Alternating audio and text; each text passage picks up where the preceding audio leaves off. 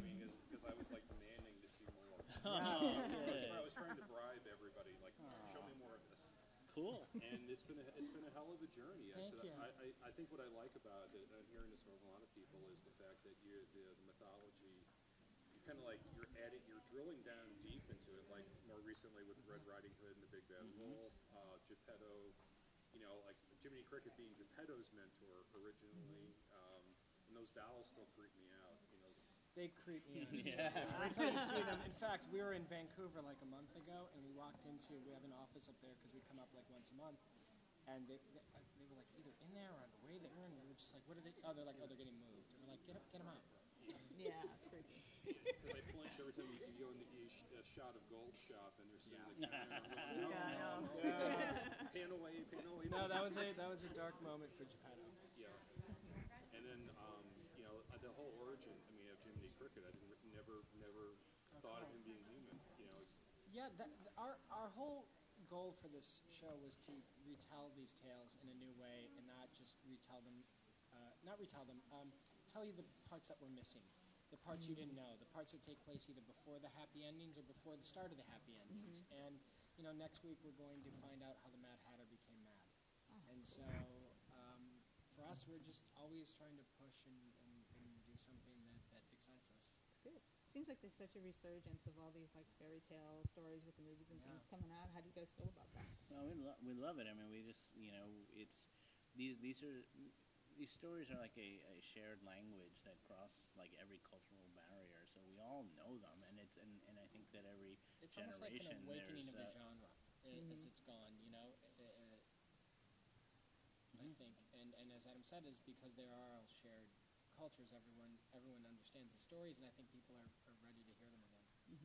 Well, I know you'd mentioned last time I spoke with you that you might want to put Ariel in your second season, or what are some other ones you might want to throw out there? Oh, I mean, I think there's a ton. We would love if given the chance to explore. Ariel. Mulan would be fun. I think Rapunzel would be great. Yeah. Aurora would be interesting. Yes. We've definitely seen Maleficent.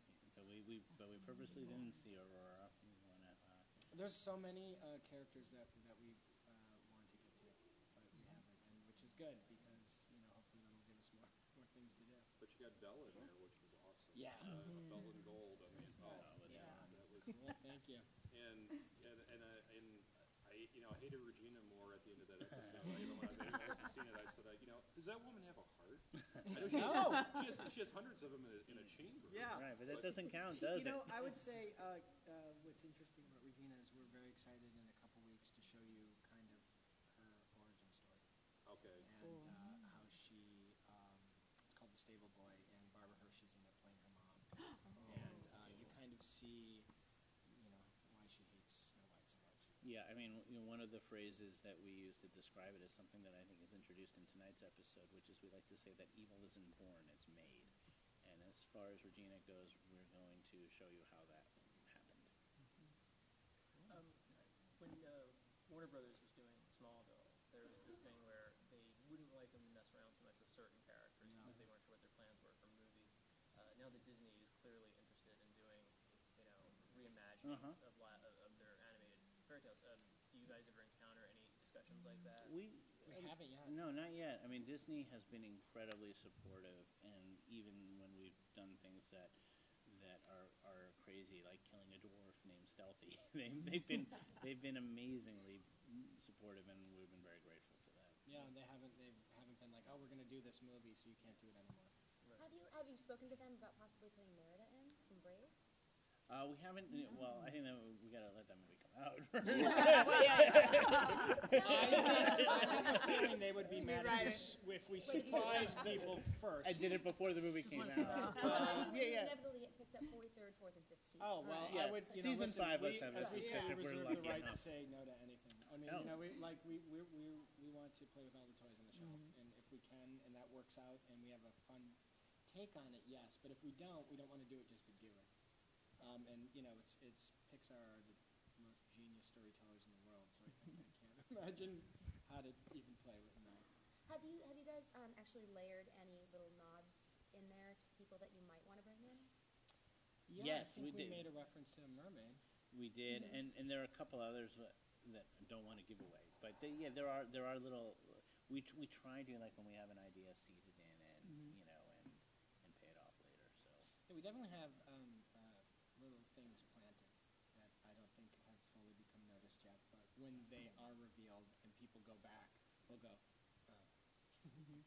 But was there any like one character or story that influenced you guys growing up that made you decide to want to write or be in the business? well, I think Snow White was one for me. It was the first movie I ever remember seeing, and it made such an incredible impression on me. And I remember being terrified by the evil queen. And I think that had a lot to do with where this came from for me. Me wanting to tell stories and to. For me, the original Willy Wonka with Gene Wilder, you know, our dream was to have Gene Wilder be in this. And just the magic of that, of, you know, just the whole way the story was of getting the golden ticket and getting to go behind and then getting to see the chocolate factory and then getting to own the chocolate factory stuck with me forever. And when Adam and I were sitting around talking about this, we said that clock tick has to give you the same feeling when Charlie got the factory. And that was our goal, was to do that once a week, was to have a show that played in that world. Well, was there a shift between the pilot and the first episode? Because, am I crazy, or was Mary Margaret originally a nun? She was in an early draft of the script, and then that was something as we developed the script and shot the pilot that changed as we started to think about the kind of the larger mythology of the show and where we wanted to go. And it's, you know, it was an initial idea, but then it, you know, it fell by the wayside. But as you have seen and will continue to see, nuns do play a part in Storybrooke. Yeah. So that sort of idea stayed with us and became a part of the fabric of the we show. made, you know, the fairies, because everyone said, where are the fairies? And then we realized fairies were the nuns. And for us, Mary Margaret, what happened was during the pilot, we realized that, you know, the greatest curse for her would be to take true love from her, since she had it in fairy tale land, so she should suffer in this world trying to get it. And that's what made the change.